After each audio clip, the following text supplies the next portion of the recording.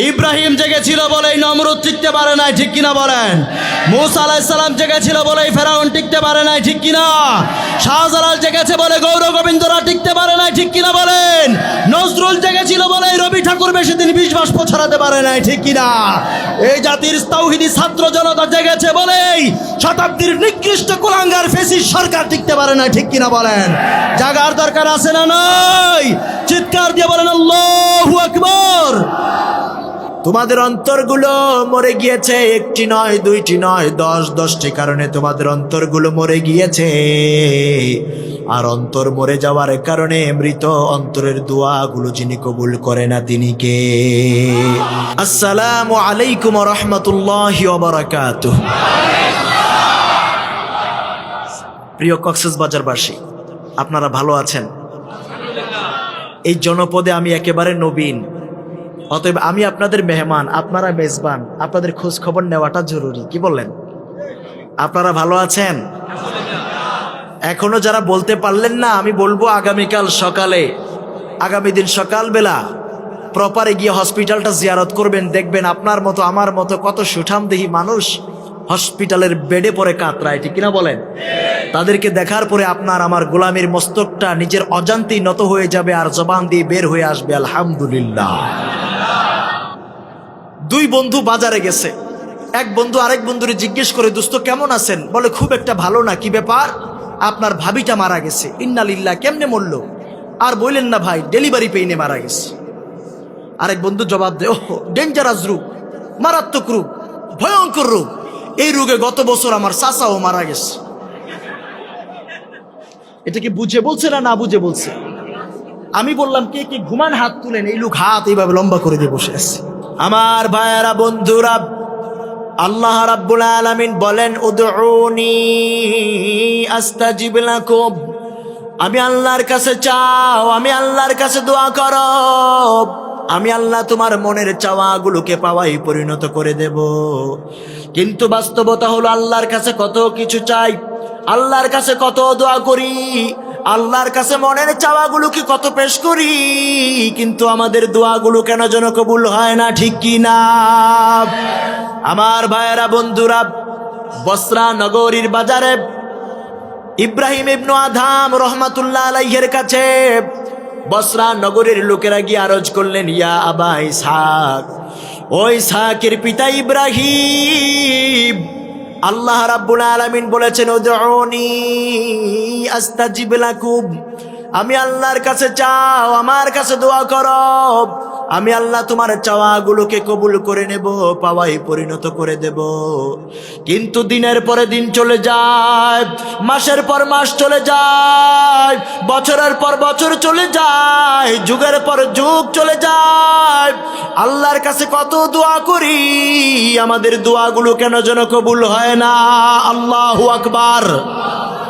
ইব্রাহিম ইবনু Adham রহমাতুল্লাহ আলাইহি বলেন, ইয়া আহলাল বসরা, ও বসরা নগরীর লোকেরা, তোমরা আল্লাহর কাছে দোয়া করো, কিন্তু তোমাদের দোয়াগুলো কবুল হয় না। এর অন্যতম কারণ হলো মাতাত কুলুবুকুম, মাতাত কুলুবুকুম ফি আশরাতি আশিয়া।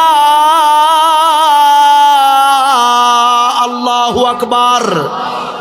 10টি কারণের প্রথম কারণ, আমার ভাইয়েরা, বন্ধুরা, ইব্রাহিম ইবনু আদহাম রহমাতুল্লাহ আলাইহি বলেন, মাতাত কুলুবুকুম ফি আশরাতি আশিয়া। একটি নয়, দুইটি নয়, 10-10টি কারণে তোমাদের অন্তরগুলো মরে গিয়েছে। আর অন্তর মরে যাওয়ার কারণে মৃত অন্তরের দোয়াগুলো যিনি কবুল করে না তিনি কে? 10টি কারণের প্রথম কারণ হলো, আনতুম তারিফুন আল্লাহ, আনতুম তারিফুন আল্লাহ, আনতুম তারিফুন আল্লাহ। তোমরা আল্লাহ রাব্বুল আলামিনকে চিনো, তোমরা আল্লাহ তাআলাকে জানো, আল্লাহ তাআলাকে চিনো, ওয়ালাম তুআদ্দু হাক্কাহু। আল্লাহ তাআলাকে চেনার পরেও তোমরা আল্লাহ তাআলার হক আদায় করো না, ঠিক কি না?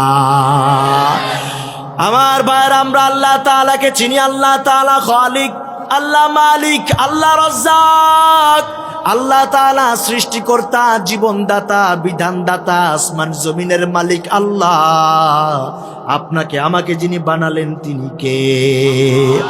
আমার ভাইরা, দুনিয়ায় আমার আপনার কোনো অস্তিত্ব ছিল না।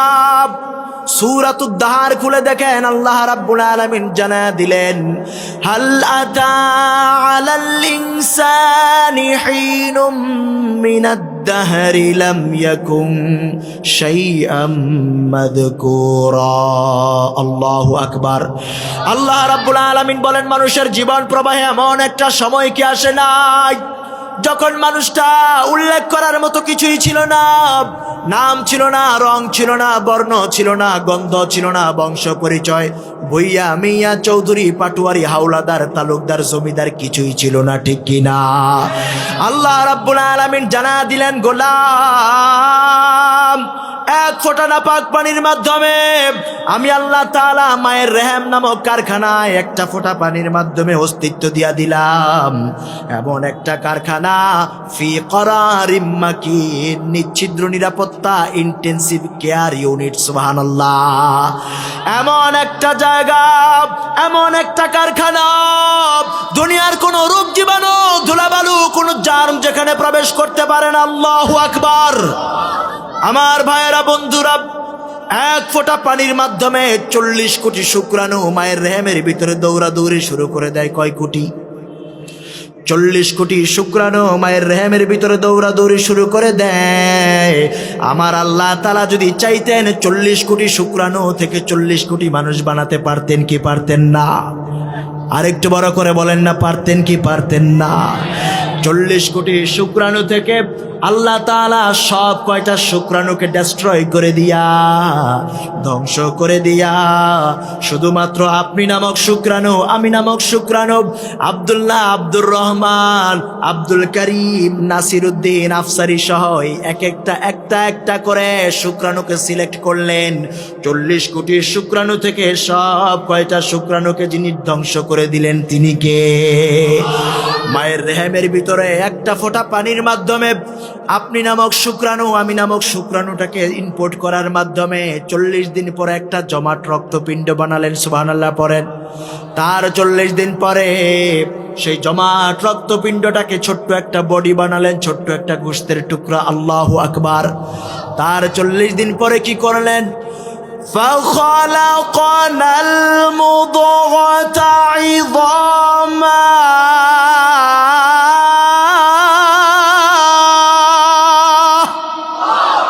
কার কথা? আল্লাহ রাব্বুল আলামিন বলেন, গোলাম, একটা ফোঁটা পানিকে 40 দিন পরে জমাট রক্তপিণ্ড বানালাম। তার 40 দিন পরে ছোট্ট একটা বডি বানালাম, ছোট্ট একটা গোশতের টুকরা বানালাম। তার 40 দিন পরে ফাখলাকনাল মুদগাতা ইযামা, আমি আল্লাহ তাআলা আপন দয়ায়, আপন মায়ায়, আপন কুদরতে চিকন চিকন 206টা হাড্ডি ঢুকায়া দিলাম। আল্লাহু আকবার। 206টা হাড্ডি আপনার দেহে আছে না নাই? আমার দেহে আছে না নাই? আমার যেই সকল ভাইয়েরা পিছনে দাঁড়ায় আছে সবার দেহে আছে না নাই? আল্লাহ রাব্বুল আলামিন বলেন, গোলাম,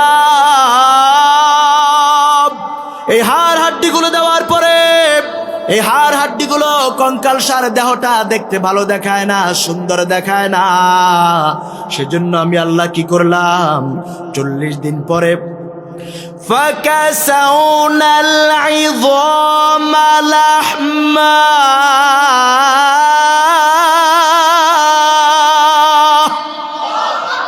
আল্লাহ বলছেন, গোলাম, সেই হাড় হাড্ডিগুলো দেখতে ভালো দেখায় না, সুন্দর দেখায় না।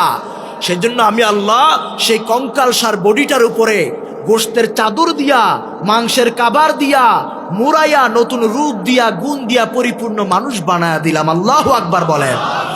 আমার ভাইরা, ছোট্ট একটা মাথা, কটবেল সাইজের একটা মাথা মায়ের পেটের ভিতরে আছে না নাই? এই ছোট্ট মাথাটার ভিতরে আল্লাহ তাআলা মগজ দিতে ভুলে যায় নাই, পানির উপর ভাসমান ছোট্ট একটা মগজের টুকরা দিয়ে দিলেন। মাথার মধ্যে চিকন চিকন চুলগুলো বসায়া দিতে ভুলে যায় নাই। আবার এই কপালের গোড়ার মধ্যে 2 মিলিমিটার ডাইমেনশনের ছোট্ট ছোট্ট 2টা চক্ষু যিনি দিলেন তিনি কে? আপনাকেও দেখি, কলিজার টুকরা আব্বা আম্মাকে দেখি, দূর আকাশের চাঁদ তারাগুলারেও দেখতে কষ্ট হয় না। আল্লাহু আকবার। কে দিলেন? 2 মিলিমিটার ডাইমেনশনের ছোট্ট ছোট্ট 2টা চক্ষু আল্লাহ দিলেন। ডক্টর উইলিয়াম ফ্রে নামক একজন চিকিৎসা বিজ্ঞানী, একজন ফরাসি মেডিকেল সায়েন্টিস্ট, তিনি বলছেন, আমি 15 বছর চোখের অসাধারণ ডিজাইন নিয়ে গবেষণা করলাম। আমার 15 বছর গবেষণার রেজাল্ট হলো human eyes can identify more than 10 million colours. মানব চক্ষু এট এ টাইম 10 মিলিয়নেরও বেশি রং শনাক্ত করতে পারে। আল্লাহু আকবার বলেন। তিনি বলছেন, আমি মনে করেছিলাম চোখের পানিটা শুধুমাত্র পানি, কিন্তু না, আমার 15 বছর গবেষণার রেজাল্ট বলছে আল্লাহ তাআলা চোখের পানিটাকে 4টা পদার্থের সংমিশ্রণে তৈরি করেছেন। কয়টা? পানি, তেল, শ্লেষা, ইলেকট্রোলাইট। কয়টা? পানি, তেল, শ্লেষা, ইলেকট্রোলাইট, এই 4টা পদার্থ। দেখুন, আল্লাহ তাআলা যদি শুধু পানি দিতেন চোখের মধ্যে, আর আপনি আমরা যদি শীত প্রধান দেশে বসবাস করতাম, তাহলে চোখের পানিটা জমে কি হতো? আইস হয়ে যেত, বরফ হয়ে যেত, ঠিক কিনা বলেন? পড়াশোনার সুবাদে ইউরোপের একটা দেশে আমি বসবাস করি, আমি অবস্থান করি সেখানে। তো গত কিছুদিন আগে ইউরোপের কিছু দেশ সফর করার জন্য বের হলাম। আমি দেখলাম আরো 1-1.5 মাস আগে আমি নেদারল্যান্ডে গেলাম, আমি সুইজারল্যান্ডে গেলাম, সাইপ্রাসে গেলাম, বেলজিয়ামে দেখলাম, তারপর জার্মানিতে দেখলাম, লুক্সেমবার্গে দেখলাম। এই দেশগুলোতে দেখলাম তখনই আরো 1-1.5 মাস আগে টেম্পারেচার ছিল -7-8 ডিগ্রি সেলসিয়াস। কত? -7-8। বাংলাদেশে এই শীতের দিন এখনো পর্যন্ত আপনি দেখেন কত? 25, কখনো 22, 23, 25 ডিগ্রি সেলসিয়াস, ঠিক কিনা বলেন? আর ওই দেশগুলোতে আরো 1-1.5 মাস আগে দেখলাম মাইনাস কত? 7, 8, 9, 10। এই পৃথিবীর সব থেকে শীতল জায়গা, সব থেকে ঠান্ডা জায়গা রাশিয়ার উত্তরপ্রদেশে, জায়গাটার নাম হলো ওইমিয়াকন। ওই জায়গার মধ্যে শীতের মধ্যে, স্বাভাবিক শীতের টেম্পারেচার থাকে -45 ডিগ্রি থেকে শুরু করে -75 to -80 ডিগ্রি সেলসিয়াস। আল্লাহু আকবার বললেন না? আপনার ঘরে, আমার ঘরে যে ডিপ ফ্রিজগুলো আছে, যে ফ্রিজ আছে, এই ফ্রিজের মধ্যে যে মাছ রাখেন, মাংস রাখেন, রাখার পরে মাছ মাংসকে যে আইস বানায় ফেলে, বরফ বানায় ফেলে, ওই ডিপ ফ্রিজের মাঝে টেম্পারেচার থাকে -18 to 20 ডিগ্রি সেলসিয়াস, 18 থেকে 20-25-এর মধ্যে। কথা বুঝতেছেন? আর রাশিয়ার উত্তরপ্রদেশে ওই অঞ্চলটাতে সাধারণ শীতে, স্বাভাবিক শীতের টেম্পারেচার থাকে -45 থেকে শুরু হয়, এটা বাড়তে বাড়তে -75 থেকে 80 ডিগ্রি পর্যন্ত চলে যায়। আল্লাহু আকবার। গরম পানিটাকে, উত্তপ্ত ফুটন্ত পানিটাকে উপরে নিক্ষেপ করলে পরে সেটা জমিনে পড়ার আগে বরফ হয়ে যায়। সুবহানাল্লাহ পড়ে। ওই অঞ্চলে যদি আমরা বসবাস করতাম আর চোখের পানিটা যদি শুধুমাত্র পানি হতো, তাহলে জমে কি হতো? বরফ হয়ে যেত। এবার আসুন, যদি তেল দিয়ে বানাতেন, পানি না শুধু তেল। আমার নাসিরউদ্দিন ভাইয়ের চোখের মাঝে শুধু তেল। এই লোক আমাকে যে কারকিউজারি শোনালেন, ব্যবসা বাণিজ্যের যে ব্যস্ততা, উনি যে রাস্তাঘাটে দৌড়াদৌড়ি করে, চোখের মাঝে যদি তেল থাকে আর এই ধুলাবালি যদি তেলের উপর পড়ে, তখন কি উনি খুব ক্রিস্টাল ক্লিয়ার দেখতে পাবে? কি হবে? ঘোলাটে হয়ে যাবে, জমাট বেঁধে যাবে, কিছুই দেখতে পারবে না, ঠিক কিনা বলেন? সুবহানাল্লাহ। আল্লাহ কত কুদরতওয়ালা আল্লাহ। আল্লাহ পানি দিলেন না, বরফ জমে যাবে, তেল দিলেন না, ঘোলাটে হয়ে যাবে, জমাট বেঁধে যাবে। আল্লাহ পানি দিলেন, তেল দিলেন, শ্লেষা দিলেন, ইলেকট্রোলাইট দিলেন। 4টা পদার্থের সংমিশ্রণে চোখের অসাধারণ ডিজাইন গড়ার মাধ্যমে উপর এবং নিচে 2জন ফেরেশতার গার্ডের মাধ্যমে আল্লাহ চোখটাকে হেফাজত করে দিলেন। আল্লাহু আকবার বলেন। আমার ভাইয়েরা, বন্ধুরা, মায়ের পেটের ভিতরে ছোট্ট একটা হাতের তালু, পয়সার মতো হাতের তালু, এই হাতের তালুর মাঝে রেখাগুলো দিয়ে দিতে ভুলে যায় নাই। এই কয়েনের মতো হাতের তালুটাতে রেখাগুলো যিনি দিয়ে দিলেন তিনি কে? 1-1.5 ইঞ্চি আঙ্গুল, এই আঙ্গুলের মাথার মধ্যে গুড়ি গুড়ি নখগুলো বসায় দিতে ভুলে যায় না। মুখের ভিতরে ছোট্ট একটা জিহ্বা, ছোট্ট একটা গোশতের টুকরা, 10,000 টেস্ট রিসিপ্টারে দিয়া 10,000 স্বাদ আস্বাদনকারী যন্ত্র, এই মেকানিজম যিনি সেট করে দিলেন তিনি কে? কুমিল্লার মাতৃভান্ডারের রসমলাই, নাটোরের কাঁচাগোলা, টাঙ্গাইলের চমচম, মুক্তাগাছার মন্ডা, বগুড়ার দই, আর আপনাদের বাংলা বাজারের একটুখানি খই মুখে দিলে মজা আছে না নাই? ও মুসলমান, এই মেকানিজম যিনি সেট করে দিলেন তিনি কে? মায়ের পেটের ভিতরে ছোট্ট নরম তুলতুলে কটবেল সাইজের মাথাটা মায়ের বুকের এই পাঁজরের হাড্ডির সঙ্গে টাচ লাগবে, মাথাটা বাঁকা হয়ে যেতে পারে, আক্রান্ত হয়ে যেতে পারে, ঠিক কি না? সেজন্য আল্লাহ রাব্বুল আলামিন মায়ের পেটের ভিতরে পানির উপর ভাসমান বেলুনের মতো একটা নরম তুলতুলে বিছানা বানাই দিয়েছেন। সুবহানাল্লাহ।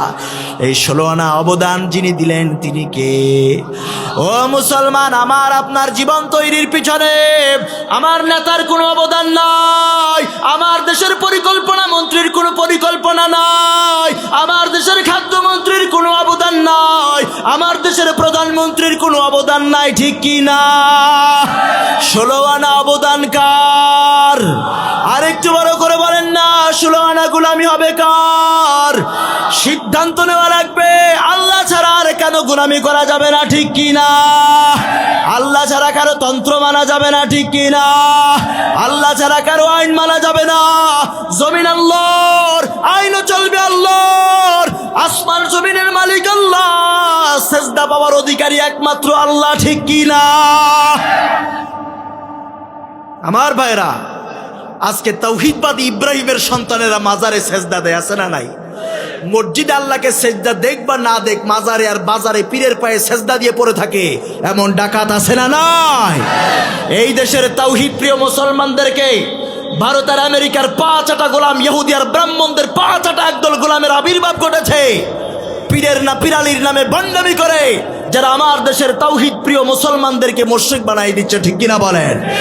আমরা বলি মাজারে সেজদা দেওয়া, পীরের পায়ে সেজদা দেওয়া যদি জায়েজ হয়, আপনি লিসেন্স মদিনা বিশ্ববিদ্যালয় থেকে আলেম নিয়ে আসেন, উম্মুল কুরা বিশ্ববিদ্যালয় থেকে আলেম নিয়ে আসেন, কিং সাউদ বিশ্ববিদ্যালয় থেকে আলেম নিয়ে আসেন, জামিয়া আল আজহার পৃথিবীর প্রাচীন বিশ্ববিদ্যালয় সেখান থেকে আলেম নিয়ে আসেন, দারুল উলুম দেওবন্দ থেকে আলেম নিয়ে আসেন, কোরআন হাদিস চষেন।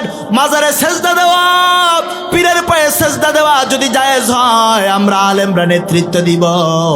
আর মাজারে আর পীরের পায়ে সেজদা দেওয়া যদি জায়েজ না হয়, যেই মাজারগুলোকে নারী আর পুরুষের অবাধ মেলামেশা মাজার আছে না নাই, গাজার গন্ধে কাছে বেরা যায় না, আল্লাহর কুরআনের কথা নাই, আল্লাহর তাওহীদের কথা নাই, রাসূলুল্লাহর রক্তাক্ত নবুয়াতের কোনো আন্দোলন নাই, ঠিক কি না?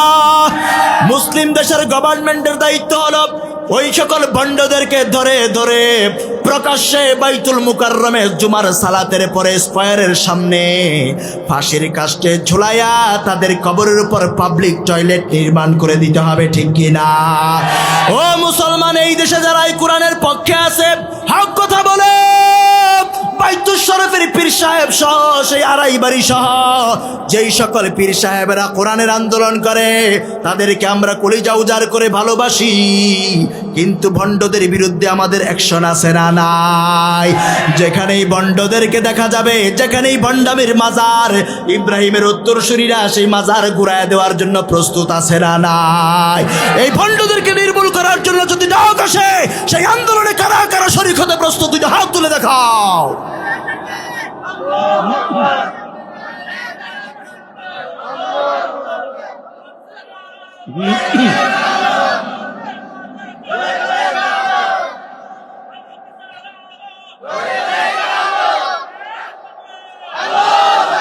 আল্লাহ আমাদের এই তাকবীরগুলোকে কবুল করে নিন, বলি আমিন।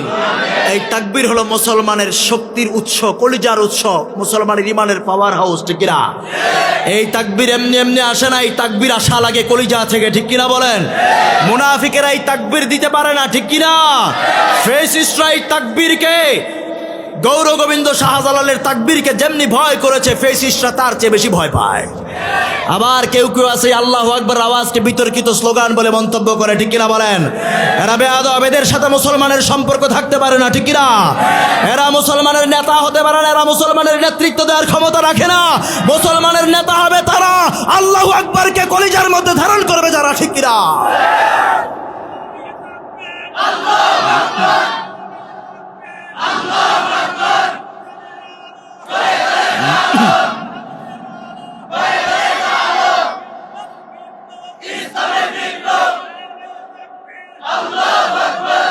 আমার ভাইয়েরা, আনতুম তারিফুন আল্লাহ ওয়া লাম তুআদ্দু হাক্কাহু, you know your lord but you don't fulfil his rights.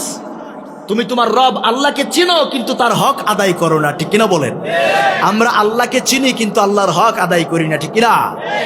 আল্লাহ রাব্বুল আলামিনের হকটা কেমন করে হয়? قل إن صلاتي ونسكي ومحياي ومماتي لله رب العالمين। নামাজ আমার তোমারই জন্য। কার জন্য? নামাজ আমার তোমারই জন্য, কোরবানি ওগো তোমারই জন্য, বেঁচে থাকা মরে যাওয়া রাজপথে মিছিল করা জেল খাটা জরিমানা তোমার জন্য। নামাজ আমার তোমারই জন্য, ঠিক না? আল্লাহ তাআলার হক হলো জীবনের সিদ্ধান্ত নেওয়া লাগবে। আমার জীবন, আমার মরণ, আমার বেঁচে থাকা, আমার মরে যাওয়া, যা কিছু আছে সব কিছু একজনকে সন্তুষ্ট করার জন্য। তিনি কে?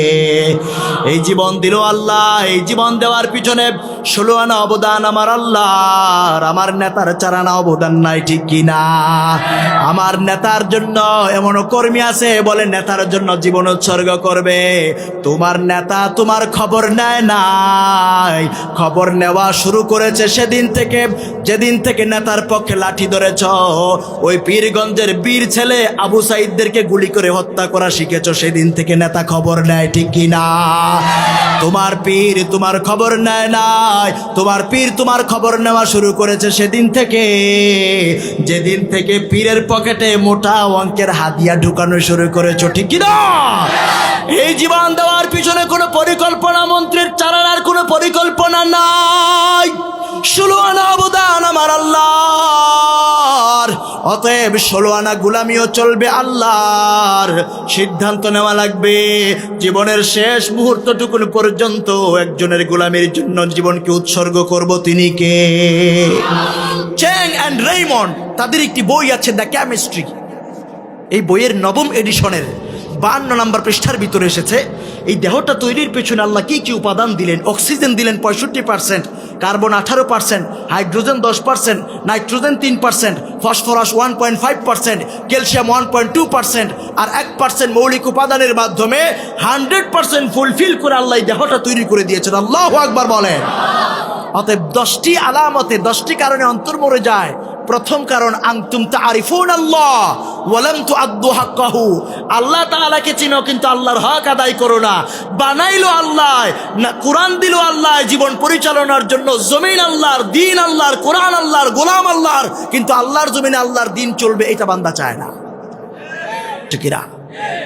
এবার আসুন দ্বিতীয় আলামত, অন্তরগুলো মরে যাওয়ার। কষ্ট হচ্ছে? কে কে ঘুমান? হাত তুলেন। ওই যে দেখছেন, তার মানে আর চলবে না সামনে বেশি দিন। চলবে? আমি বললাম কে কে ঘুমান? হাত তুলেন। এই লোক হাত তুলে বসে আছে, তার মানে বুঝে নাই ঘুমাইলে হাত তোলা যায়। তাকরাউনাল কোরআন, তোমরা কুরআনুল কারীমের তেলাওয়াত করো। ওয়ালাম তা'মালু বিহি, কিন্তু সেই কোরআন দিয়ে জীবন গঠন করো না, সেই কোরআনের আমল করো না, ঠিক কি না? আমার মনে হয় তিনি যখন এই কথাগুলো বলছিলেন সেই বসরা নগরীর লোকেদের মাঝে কুরআনুল কারীমের আমল না থাকলেও তাদের মাঝে কুরআনুল কারীমের তেলাওয়াতটা জারি ছিল, ঠিক কি না? আজকে মুসলমান কোরআন তো তেলাওয়াত করে না, কোরআনের আমলও ছেড়ে দিয়েছে, ঠিক কি না? আর সেজন্যই আল্লামা ইকবাল, বিশ্বকবি, কবি সম্রাট আল্লামা ইকবাল বলছেন, শের কি সর পে बिल्ली खेल रही कैसा है मुसलमान का बदनसीब शहादत की तमन्ना भूल गई तस्बीह की दानों में जन्नत ढूंढ रही। বিশ্ব কবি কবি সম্রাট বড় আফসোস করে বলছেন মুসলমানের সন্তান আজকে কুরআনুল কারীম ছেড়ে দিয়েছে। এক হাতে যখন ছিল মুসলমানের এক হাতে কোরআন আর এক হাতে ছিল তলোয়ার, গোটা পৃথিবী মুসলমানের পদচুম্বন করেছে ঠিক কিনা? আর এই কোরআনও ছেড়ে দিয়েছে, জিহাদও ছেড়ে দিয়েছে, মসজিদের কোনায় বসে বসে জান্নাত খোঁজা শুরু করে দিয়েছে। যখন থেকে মুসলমানের আল্লাহর জিহাদকে ছেড়ে দিল, কোরআন ছেড়ে দিল, আর যখন থেকে জিহাদ বাদ দিয়া মসজিদের কোনায় বসে তাসবির দানার মধ্যে জান্নাত খোঁজা শুরু করে দিয়েছে, সেদিন থেকে ডোনাল্ড ট্রাম্পের মতো বিড়ালের বাচ্চারা, ভ্লাদিমির পুতিনের মতো বিড়ালেরা, ভারতের কসাই নরেন্দ্র মোদীর মতো বিড়ালেরা মুসলমান সিংহের জাতের উপর মাথার উপর লাফালাফি শুরু করেছে ঠিক কি না? তার একমাত্র কারণ মুসলমান কোরআন ছেড়ে দিয়া আজকে মানব রচিত তন্ত্রমন্ত্রের দিকে ধাপিত হওয়া শুরু করেছে ঠিক কিনা বলেন? আমার ভাইরা বন্ধুরা, নামাজের মাধ্যমে আমরা দাঁড়ায় আল্লাহর কাছে বললাম ইহদিনাস সিরাতাল মুস্তাকিম, নামাজে দাঁড়ায় আল্লাহর কাছে হেদায়েত চাইলাম। আল্লাহ তাআলা সূরা বাকারার 38 নম্বর আয়াত 38 নম্বর আয়াতের মাধ্যমে আল্লাহ তাআলা জানায়া দিলেন ফাইম্মা ইয়াতিয়ান্নাকুম মিন্নি হুদা ফামান তাবিআ হুদায়া ফালা খাউফুন আলাইহিম ওয়ালা হুম ইয়াহজানুন। আল্লাহু আকবার। আল্লাহ রাব্বুল আলামিন বলেন, গোলাম নামাজে দাঁড়ায়া হেদায়েত চাইলা, পথ প্রদর্শনের জন্য রোড ম্যাপ চাইলা, আমি আল্লাহ তাআলা 30 পারা কোরআন দিয়ে দিলাম। তোমার ব্যক্তি জীবন, পারিবারিক জীবন, সামাজিক জীবন, রাষ্ট্রীয় জীবন, ব্যক্তি নীতি, পারিবারিক নীতি, শিক্ষা নীতি, নারী নীতি, অর্থনীতি, যত নীতি আছে সকল নীতির মূল নীতি কোরআনের মাঝে আছে না নাই? আজকে মুসলমান কোরআন তেলাওয়াত করে না, কোরআন ছেড়ে দিয়া মানব রচিত তন্ত্রমন্ত্রের দিকে দৌড়ায়। আজকে মুসলমান যুবকেরা বঙ্কিমচন্দ্র পড়ে, হুমায়ুন আহমেদ পড়ে, হুমায়ুন আজাদ পড়ে, প্লেটো পড়ে, এরিস্টটল পড়ে, বার্ট্রান্ড রাসেল পড়ে, কিন্তু আপনার আমার জন্য আল্লাহ তাআলার পক্ষ থেকে দেয়া আসমানি সংবিধান এই কোরআনটা খুলেও দেখে না ঠিক কি না? এই কোরআনের ব্যাপারে আল্লাহর নবী বলেছেন আল কোরআনু হুজ্জাতুল লাকা আও আলাইক, এই কোরআন তোমার পক্ষের জন্য হুজ্জাত, এই কোরআন তোমার বিপক্ষে হুজ্জত। এই কোরআনকে যদি সামনে রেখে চলা যায়, কোরআন তোমার পক্ষে সুপারিশ করবে, আর এই কোরআনকে যদি পিছনে রাখো, এই কোরআনের কারণে আল্লাহর নবী বলেছেন ইন্নাল্লাহা ইয়ারফাউ বিহাদাল কিতাবি আকওয়ামা ওয়া ইয়াদউ বিহি আখারিন। এই কোরআনকে সম্মান করার কারণে বহু জাতিকে আল্লাহ তাআলা জিরো থেকে হিরো বানায় দিয়েছে ঠিক কি না? সম্মান মর্যাদার উচ্চ আসনে আসীন করে দিয়েছেন। আবার এই কোরআনের সাথে বেয়াদবি করার কারণে, বিসমিল্লাহর বিরুদ্ধে কথা বলার কারণে, রাষ্ট্রধর্ম ইসলামের বিরুদ্ধে কথা বলার কারণে, আলেম ওলামাদের সাথে বেয়াদবি করার কারণে একটা টুকা দিয়া চেয়ারটা সরাই দিয়েছে ঠিক কি না? এমন জোরে টুকা দিয়েছে বাংলাদেশের জায়গা হয় নাই, দিল্লি গিয়ে পড়েছে ঠিক কি না? ও মুসলমান, আল্লাহর নবী বলেছেন ইকরাউল কোরআন, বেশি করে কোরআনের তিলাওয়াত করো, ফাইন্নাহু ইয়াতি ইয়াউমাল কিয়ামাতি শাফিআন লিআসহাবি। এই কোরআন তার পাঠকের জন্য, ধারকের জন্য, বাহকের জন্য আল্লাহর কাছে সুপারিশ করবে। এই কোরআনের নেতৃত্ব যারা মেনে নেবে, এই কোরআনের লিডারশিপ যারা মেনে নেবে, কোরআনের নেতৃত্বে যারা পথ চলবে, এই কোরআন তাকে ছেড়ে দেবে না, বরং এই কোরআন হিয়া হাবলুল্লাহিল মাতিন। এই কোরআনের একটা প্রান্ত, যার একটা প্রান্ত দুনিয়ায়, আরেক প্রান্ত আল্লাহর জান্নাতে। এই কোরআন ধরে ধরে বান্দাকে আল্লাহর জান্নাতে প্রবেশ করাই দিবে ঠিক কি না? ও মুসলমান, এই কোরআনের ওয়াদা, আমার রাসূলের ওয়াদা, এই কোরআন এমন এক নেতৃত্ব দানকারী কিতাব, এমন এক নেতা, যেটা দুনিয়ার নেতা নেত্রীর মতো নয়। দুনিয়ার নেতা নেত্রী ওয়াদা করে কিন্তু ওয়াদা রক্ষা করে না ঠিক কি না? নেত্রী ওয়াদা দেয়, নেত্রী পালায় না, নেতা পালায় না। নেতা নেত্রীকে রক্তাক্ত অবস্থায় রাজপথে ফেলে দিয়া অন্য দেশে উড়াল দেয় ঠিক কি না? এই কোরআনের সাথে যারাই জুড়ে যাবে, আল্লাহ তাআলা তাদেরকে জিরো থেকে হিরো বানায় দিবে। আর এই কোরআনের সাথে বেয়াদবি করলে পরে হিরো থাকলেও একটা থাপ্পড় দিয়া আল্লাহ তাআলা বিদায় করে দেন, ঠিক কিনা বলেন? এই কোরআনের সাথে সম্পর্ক থাকার কারণে শত সহস্র ষড়যন্ত্রের পরেও বাংলাদেশ ছাড়তে বাধ্য হয়েছিল, মালয়েশিয়ায় আশ্রয় নিতে হয়েছে এই বাংলাদেশের কিছু মুনাফিকদের কারণে, ঠিক কিনা বলেন? কিন্তু আবার এই কোরআনের বদৌলতে, কোরআনের ইজ্জতে আল্লাহ তাআলা বীরের বেশে বাংলার জমিনে ফিরিয়ে এনেছেন, ঠিক কিনা বলেন? আমার ভাইয়েরা, একটা মানুষকে প্রতিষ্ঠা করার জন্য বাংলাদেশে আমরা দেখেছি, একটা মানুষকে প্রতিষ্ঠা করার জন্য গোটা 16টা বছর এই দেশের রন্ধ্রে রন্ধ্রে যার নামে মূর্তি স্থাপন করেছে, যার জন্য যা কিছু করার সব কিছু করেছে একটা লোককে প্রতিষ্ঠা করার জন্য, ঠিক কিনা বলেন? কিন্তু এই স্বৈরাচার বিদায় হওয়ার 5 মিনিট সময় লাগে নাই। এই জাতির সূর্য সন্তানেরা, তাওহীদবাদী সন্তানেরা, ইব্রাহিমের সন্তানেরা, কোন মুফতি মুহাদ্দিসের ভূমিকা, কোন মুফতি মুহাদ্দিসের হুঙ্কারের প্রয়োজন হয় নাই, ফতোয়ার প্রয়োজন হয় নাই। মুহূর্তের মধ্যেই মূর্তিকে ভেঙে মাটির সাথে গুড়াই দিয়েছে, ঠিক কিনা? এই আদর্শকে মানুষ মনে রাখে না। একটা মানুষকে বাংলাদেশে জন্ম হওয়ার পরেও কোরআনের কথা বলার কারণে বাংলাদেশে থাকতে দেওয়া হয় না, ঠিক কিনা বলেন? আর বাংলাদেশের এই পৃথিবীর শ্রেষ্ঠ মুফাসসির, শতাব্দীর শ্রেষ্ঠ মুজাদ্দিদ আল্লামা সাঈদী আলাইহির রহমাকে 13টা বছরেরও বেশি সময় ধরে আয়নাগরে রেখে তিলে তিলে আমাদের মুফাসসিরের সোনালী সময়গুলোকে নিঃশেষ করা হয়েছে, ঠিক কিনা বলেন? কিন্তু দেখুন, যেদিন রায় হয়েছে সেদিন কয়েক শত মানুষ জীবন দিয়ে দিয়েছে, ঠিক কিনা? আর এমন নেতা, যেই নেতা মারা যাওয়ার পর ইন্নালিল্লাহ পড়ার লোক থাকে না, বরং আলহামদুলিল্লাহ বলে আর মিষ্টি বিতরণ হয়, ঠিক কিনা বলেন? এটা কেমন নেতা? তোমার নেতা গুন্ডা, তোমার নেতা ডাকাত, তোমার নেতা খুনি, তোমার নেতা জেনাকার, তোমার নেতা মদখোর, তোমার নেতা মদ না খেলে তার রাতের ঘুম আসে না, এমন ডাকাত নেতা আমাদের দরকার নাই, ঠিক কিনা? এরা মুসলমানের নেতৃত্ব দেওয়ার ক্ষমতা রাখে না। আপনার আমার নেতা হবে ওমরের মতো নেতা, ঠিক কিনা বলেন? আমার আপনার নেতা হবে খালিদ বিন ওয়ালিদের মতো নেতা, ঠিক কিনা? আমার আপনার নেতা হবে গাজী সালাউদ্দিন আইয়ুবের মতো নেতা, ঠিক কিনা? তোমার নেতা, আমার নেতা বিশ্বনবী মুস্তাফা, ঠিক কিনা বলেন? আমার ভাইরা, আমার বন্ধুরা, অতএব কোরআনুল কারীমের নেতৃত্ব যারা মেনে নেবে, দুনিয়ায় শান্তি, আখিরাতে মুক্তি আছে না নাই? এই কোরআনটাকে আঁকড়ে ধরতে রাজি আছি ইনশাআল্লাহ। আজকে কোরআন বড্ড অবহেলিত কিতাব, ঠিক কিনা বলেন? গত 16টা বছর দেখলাম আসমানি সংবিধান আল্লাহর কোরআনটাকে ক্ষমতার দাপটে মসজিদের 4 দেয়ালের মধ্যে বন্দী করে রাখা হয়েছে, ঠিক কিনা? তারাবিতে ইমাম যখন তেলাওয়াত করে বড্ড মজা লাগে। এই তেলাওয়াতকৃত আয়াত যখন মিম্বরে বসে খতিব তর্জমা করে, ব্যাখ্যা করে, তখন তার বিরুদ্ধে চোখ রাঙানো হয়, ঠিক কিনা বলেন? এমন ডাকাত আছে না নাই? আমরা বলি আল্লাহর কোরআনের কথা সভাপতির মতো করে হয় না, ঠিক কিনা? আল্লাহর কোরআনের কথা সেক্রেটারির মতো করে হয় না, ঠিক কিনা বলেন?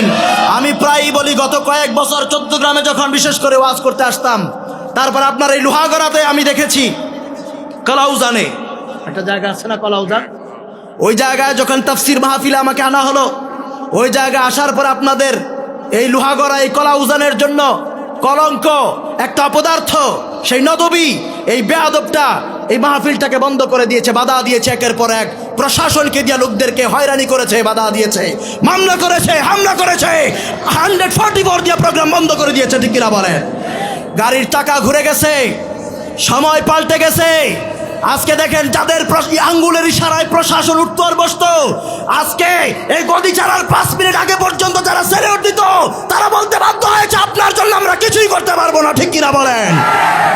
আমার ভাইয়েরা, আমাদেরকে কমিটিকে বারবার ফোন করা হতো, বিরক্ত করা হতো, বাধা দেওয়া হতো, এই লোককে কন্ট্রোল করেন, তাকে এইভাবে রাজনৈতিক আলাপ বন্ধ করতে বলেন। আমরা বলি, ঢাকা বিশ্ববিদ্যালয়ে 5 বছর পড়াশোনা করলাম পলিটিক্যাল সায়েন্সের উপর, প্রাচ্যের অক্সফোর্ড খ্যাত ঢাকা বিশ্ববিদ্যালয়ে 5 বছর পড়াশোনা করলাম পলিটিক্যাল সায়েন্সের উপর। ইউরোপের একটি বিশ্ববিদ্যালয়ে এমফিল চলতেছে আমার। আমরা যদি রাজনীতির কথা না বলি, এই দেশের রাজনীতির কথা বলবে হিরো আলম, বদি, বাবা ব্যবসায়ীরা কথা বলবে। এই দেশে নর্থ মার্কেট, যারা প্রেস কোয়ার্টারের নর্থ মার্কেট, মমতাদের মতো বেয়াদবের রাজনীতির কথা বলবে, আলেমরা কথা বলতে পারবে না। নাউজুবিল্লাহ পড়েন। ও মুসলমান, আমরা বলি, আগত ভবিষ্যতে যারা ক্ষমতায় আসবেন আপনারা আমাদের ভাই, আপনাদের সাথে আমাদের কোনো দ্বন্দ্ব নাই, তবে খবরদার আল্লাহর কোরআনের সাথে বেয়াদবি করবেন না, ঠিক কিনা বলেন? ক্ষমতায় যদি আসতে হয় আলেমদেরকে সম্মান করে, আলেমদেরকে বুকে জড়ায়া, কোরআনের ভালোবাসাকে মুখে নিয়া, কোরআনকে ভালোবেসে ক্ষমতায় আসা লাগবে, ঠিক কিনা বলেন? আর না হয় নব্য ফেরাউনদের ভূমিকা যদি নিতে চান, ফ্যাসিস্টদের যে অবস্থা হয়েছে তাদের মতো পালাতে হবে, পিছু ফিরে তাকানোর সময় পাবেন না, ঠিক কিনা? আমার ভাইয়েরা, আমার বন্ধুরা, আমরা যখন এইভাবে কোরআনের হক কথাগুলো বলতাম, আমাদেরকে ফোনের উপর ফোন, প্রশাসন দিয়ে হয়রানি করা হতো। প্রোগ্রাম সাজানো হলো, প্যান্ডেল হলো, মাইকিং হলো, লাইটিং হলো, সব কিছু হলো, বক্তাও চলে এসেছে, প্রশাসন এসে প্রোগ্রামটাকে ক্যান্সেল করে দিয়েছে, বন্ডল করে দিয়েছে। আছে না নাই? আল্লাহ জাতিকে বুঝার তৌফিক দান করুন, বলি আমিন। আমার ভাইয়েরা, তৃতীয় আলামত অন্তরগুলো মরে যাওয়ার। আনতুম তুহিব্বুনা নাবিয়াকুম ওয়া তারাকতুম সুন্নাতাহু, তোমরা তোমাদের নবীদেরকে ভালোবাসো কিন্তু নবীর সুন্নাহ মানো না, ঠিক কিনা? আমরা নবীদেরকে ভালোবাসার মুখে মুখে যে দাবি করি কিন্তু সুন্নাহ মানার ক্ষেত্রে নাই, ঠিক কিনা? এই চট্টগ্রামে গত কালকে না পরশুদিন দেখলাম লালদিঘির ময়দানে প্রোগ্রাম হয়েছে, ঠিক কিনা বলেন? সেখানে বসে বসে আজহারিকে গাইলায়, কোরআনের মুফাসসিরদেরকে গালি দেয়, সূরা ফাতিহা ঠিকমতো পড়তে পারে না, ঠিক কিনা বলেন? আমরা বলি রবিউল আউয়াল মাস আসলে পরে শুধুমাত্র আশিকে রাসূল হলে হবে না, আশিকে রাসূল হতে হবে জীবনের সর্বশেষ নিঃশ্বাসটুকু পর্যন্ত, ঠিক কিনা বলেন? আশিকে রাসূলদেরকে, কিছু কিছু আশিকে রাসূল নামধারী আছে যাদেরকে শুধুমাত্র মিষ্টি খাওয়ার জন্য, জিলাপির জন্য, খিচুড়ির জন্য পাওয়া যায়, রবিউল আউয়াল ছাড়া এদেরকে খুঁজে পাওয়া যায় না। আর কিছু কিছু আশিকে রাসূল আছে যাদেরকে পাওয়া যায় শাপলা চত্বরে, ঠিক কিনা? যাদেরকে পাওয়া যায় জেলখানায়, যাদেরকে পাওয়া যায় ফাঁসির কাস্টে, যাদেরকে পাওয়া যায় যেখানে বুলেটের আসে রাসূলের উপর আঘাত আসলে পরে, রাসূলের ইজ্জতে আঘাত আসলে পরে, খতমে নবুয়তের উপর আক্রমণ আসলে পরে, সেখানে কিছু কিছু আশিকে রাসূল আছে যারা বুকের তাজা রক্ত ঢেলে দেওয়ার জন্য দাঁড়ায় যায়, ঠিক কিনা? অতএব মুখে মুখে আশিকে রাসূল দাবি করে লাভ নাই। আশিকে রাসূল দাবি করতে হলে কি করা লাগবে? বুখারী 9ম খণ্ড, মিশরের ছাপা, 114 নম্বর পৃষ্ঠা, হাদিস নাম্বার 7280। আমার ভাইয়েরা, বন্ধুরা, বুখারী 9ম খণ্ড 114 নম্বর পৃষ্ঠা, হাদিস নাম্বার 7280। আল্লাহর নবী বলেন, বিশ্ব নবী রাসূল আরবি সাল্লাল্লাহু আলাইহি ওয়াসাল্লাম বলেছেন, কুল্লু উম্মতি ইয়াদখুলুনাল জান্নাহ, আমার সব উম্মত জান্নাতি, ইল্লা মান আবা, শুধুমাত্র যারা আবা তারা ব্যতীত। সাহাবায়ে কেরাম আরজ করলেন, ওয়ামান ইয়াবা ইয়া রাসূলুল্লাহ, ওগো নবীজি আবা কারা? হুজুর বললেন, মান আতাআনি দাখালাল জান্নাহ, যারা আমি রাসূলুল্লাহর সুন্নাহ মানবে তারা জান্নাতি। ওয়ামান আসানি ফাকাদ আবা, যারা আমি রাসূলুল্লাহর সুন্নাহ মানে না, আমার প্রদর্শিত নেতৃত্ব মানে না, আমি রাসূলকে নেতা হিসেবে মানে না, আমার দেখানো পথ পদ্ধতি অনুসরণ করে না, যারা বার্ট্রান্ড রাসেলকে ফলো করে, মাও সেতুংকে ফলো করে, লেনিনকে ফলো করে, বঙ্গবন্ধুকে আদর্শ মানে, মানবরচিত তন্ত্রমন্ত্রকে আদর্শ মানে, তারাই আবা, তারাই হলো জাহান্নামী। বলেন নাউযুবিল্লাহ। কার কথা? আমার রাসূল বলেছেন, মান আতানি দাখালাল জান্নাহ, যে সুন্নাহ মানবে জান্নাতি, ওয়া মান আসানি ফাকাদ আবা, যে সুন্নাহ মানবে না সে আবা, সে জাহান্নামী, ঠিক কিনা বলেন? আমার ভাইরা, গোটা কোরআন খুলে দেখেন, আল্লাহ তাআলা বারবার রাসূলের অনুসরণের কথা বলেছেন। সূরা আলে ইমরান 32 নম্বর আয়াত, সূরাতুন নিসা 13, 59, 69, 80 নম্বর আয়াত, সূরা মাইদা 92 নম্বর আয়াত, সূরা আনফাল 21, 46 নম্বর আয়াত, সূরা তাওবা 71 নম্বর আয়াত, সূরা নূর 47, 52, 54 নম্বর আয়াত, সূরা আহজাব 31, 33 নম্বর আয়াত, সূরা মুহাম্মদ 33 নম্বর আয়াত, সূরা ফাতহ 17 নম্বর আয়াত, সূরা হুজরাত 14 নম্বর আয়াত, সূরা মুজাদালা 13 নম্বর আয়াত, সূরা তাগাবুন 12 নম্বর আয়াত। এই 21টি জায়গায় আল্লাহ বলে দিয়েছেন, আতিউল্লাহ ওয়া আতিউর রাসূল, আল্লাহ এবং তার রাসূলের ইতাআত করো। আল্লাহু আকবার। অতএব রাসূলের অনুসরণ করতে রাজি আছি ইনশাআল্লাহ। এই যেই নেতা, যেই নেত্রী, যেই দল রাসূলের অনুসরণ করবে, রাসূলের সুন্নাহ মানবে, তাদের সাথে থাকতে রাজি আছি না নাই? আমার ভাইয়েরা, রাসূলকে কেন অনুসরণ করবেন, কেন অনুকরণ করবেন? আপনার নেতা, তার দিনের চরিত্র একরকম, রাতের চরিত্র আরেক রকম। আমার রাসূল এমন এক নেতৃত্ব দানকারী, এমন এক নেতা, যার দিনের চরিত্রটাও রাসূলের উম্মতের জন্য আদর্শ, রাতের চরিত্রটাও রাসূলের উম্মতের জন্য রাতের বেলার আদর্শ, ঠিক কিনা বলেন? আমার ভাইয়েরা, বন্ধুরা, আল্লাহ রাব্বুল আলামিন বলেন, লাকাদ কানা লাকুম ফি রাসূলিল্লাহি উসওয়াতুন হাসানাহ, তোমাদের জন্য তোমাদের রাসূলের জীবনীতে শুধুমাত্র আদর্শ নয় বরং সর্বোত্তম আদর্শ রয়েছে। আল্লাহু আকবার। উম্মুল মুমিনিন হযরত আয়েশা সিদ্দিকা রাদিয়াল্লাহু তাআলা আনহার কাছে একদল সাহাবায়ে কেরাম গিয়ে আরজ করলেন। হাদিসটি মুসলিম শরীফ দ্বিতীয় খণ্ড 168 নম্বর পৃষ্ঠা, হাদিস নাম্বার 746। মুসলিম শরীফ দ্বিতীয় খণ্ড 168 নম্বর পৃষ্ঠা, হাদিস নাম্বার 746। হযরত আয়েশা সিদ্দিকা রাদিয়াল্লাহু তাআলা আনহার কাছে গিয়ে আরজ করা হয়েছে, উম্মুল মুমিনিন রাসূলুল্লাহ সাল্লাল্লাহু আলাইহি ওয়াসাল্লামের চরিত্রের ব্যাপারে আমাদেরকে বলেন। তিনি বললেন, কানা খুলুকু নবিয়্যিল্লাহি সাল্লাল্লাহু আলাইহি ওয়াসাল্লাম আল কোরআন। আমার রাসূলের চরিত্র হচ্ছে গোটা 30 পারা কোরআন। আল্লাহু আকবার বলেন, আর একটু বড় করে বলেন না আল্লাহু আকবার। ও মুসলমান, দুনিয়ার মানুষ যদি রাসূলের বায়োগ্রাফি কোরআনকে, রাসূলের জীবনী, রাসূলের সিরাত যদি কোরআনকে জিজ্ঞেস করে, কোরআন আল্লাহ রাসূলের পূর্বের জীবনী সম্পর্কে কিছু বলেছে।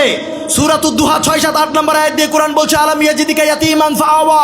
কোরআনকে যদি বলা হয় কোরআন আল্লাহ রাসূলের নামের ব্যাপারে কিছু বলেছে। সূরা আলে ইমরান 144 নম্বর আয়াত দিয়ে কোরআন বলছে, ওয়ামা মুহাম্মাদুন ইল্লা রাসূল কদ খালাত মিন ক্বাবলিহির রাসূল। কোরআনকে যদি বলা হয় কোরআন আল্লাহ রাসূলের স্ত্রী পরিজন সন্তানাদির ব্যাপারে কিছু বলেছে।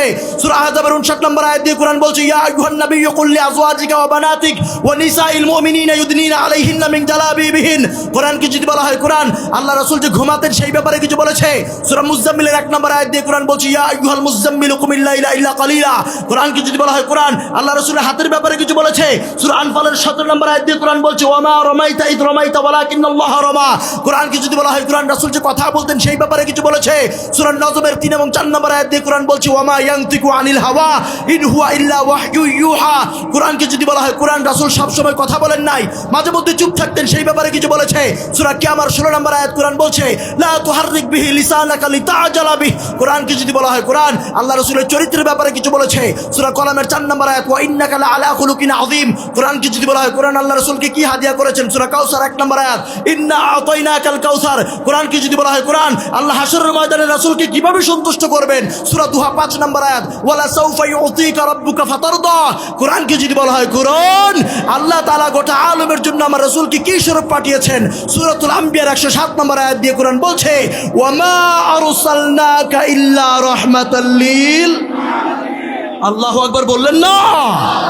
দুনিয়ার মানুষ কোরআনকে প্রশ্ন করবে, কোরআন খুলে খুলে আমার রাসূলের বায়োগ্রাফি, আমার রাসূলের জীবনীটা বলে দেবে। আল্লাহু আকবার বলেন। আর একটা আলামত বলেই আমি শেষ করে দিব, কষ্ট হবে। এবার আসুন 4 নাম্বার কারণ অন্তরগুলো মরে যাওয়ার। 3 নাম্বার কারণ কি বললাম? আনতুম তুহিব্বুনা নাবিয়াকুম, তোমরা তোমাদের নবীদেরকে ভালোবাসো। ওয়া তারাকতুম সুন্নাতাহু, কিন্তু সুন্নাহ মানো না। এই যে আলামতগুলো বললাম এগুলো মিলে কি মিলে না? আমাদের সাথে মিলে। এবার আসুন 4 নাম্বার আলামত, আনতুম তুহিব্বুনাল জান্নাহ ওয়া লাম তা'মালু বিহি। তোমরা জান্নাতে যেতে চাও, জান্নাতে যাওয়াটাকে ভালোবাসো, পছন্দ করো, কিন্তু জান্নাতে যাওয়ার জন্য যেমন আমল করা দরকার সেই পরিমাণ আমল করো না। এটা মিলে? আমাদের সাথে মিলে? আমরা সবাই জান্নাতে যেতে চাই, কিন্তু জান্নাতে যাওয়ার জন্য যেমন আমল করা দরকার সেই পরিমাণ আমল আমাদের মাঝে আছে? আমরা জান্নাতে যেতে চাই কি চাই না? চাই কি চাই না? মুসলমান তো চায়, হিন্দু, বৌদ্ধ, খ্রিস্টান, অন্য ধর্মের লোকেরাও চায়, ঠিক কিনা বলেন? কেমন করে চায়? একটা হিন্দু যদি মারা যায়, যদি জিজ্ঞেস করেন তোমার বাবা মারা গেছে, এখন কোথায় আছে, বলবে স্বর্গে আছে। কোথায়? দোকানের মধ্যে মৃত মানুষের ছবিটা টানায় উপরে লিখা দেয় স্বর্গীয় নারায়ণ শাহ। আছে না নাই? গত কিছুদিন আগে আমি সাইপ্রাস গেলাম। সাইপ্রাসে একটা জায়গা আছে লিমাসল। আমার ছাত্র ভাইরা, যুবক ভাইরা যদি এটা গুগল করে আপনারা দেখবেন, লিমাসল চমৎকার একটা জায়গা। গতকাল প্রোগ্রাম ছিল 2টা কুমিল্লাতে, সেখান থেকে প্রোগ্রাম শেষ করে সারা রাত জার্নি করে আপনাদের মাঝে উপস্থিত হয়েছে। লম্বা সফর না বাবা? কথা বলে না? আপনারা দোয়া করলে আর কিছু সময় কথা বলা যাবে। আছেন আপনারা? তো সাইপ্রাসের ইউনিভার্সিটি স্টুডেন্ট, আমি তাকে জিজ্ঞেস করলাম যে তোমরা মারা গেলে পরে তোমাদের মানুষগুলোকে খুব শুটেড বুটেড করাইয়া, খুব সুন্দর জামা কাপড় পরাইয়া, কোট টাই লাগাইয়া, সাথে 2টা শ্যাম্পেইনের বোতল ধরায় দেয়, ঘটনা কি? তখন সে আমাকে বলতেছে যে তুমি তো জানো না, এই লোকটা মারা গেছে, সে এখন হেভেনে আছে, প্যারাডাইজে আছে। কথা বুঝতেছেন? সে এখন চিল করবে, পার্টি করবে, মজ মাস্তি করবে, আমোদ ফুর্তি করবে। এই জন্য তাকে সাজগুজ করায় দেওয়া হয়, মদের বোতল দিয়ে দিছে তারা প্যারাডাইজে দিতে। নাউজুবিল্লাহ বললেন না? এই কথাগুলো কেন বললাম? আমি মুসলমান, আমি জান্নাত চাই, হিন্দু স্বর্গ চায়।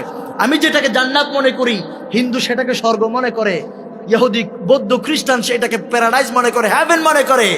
এক কথাই হলো ভালো জায়গা, আরামের জায়গা।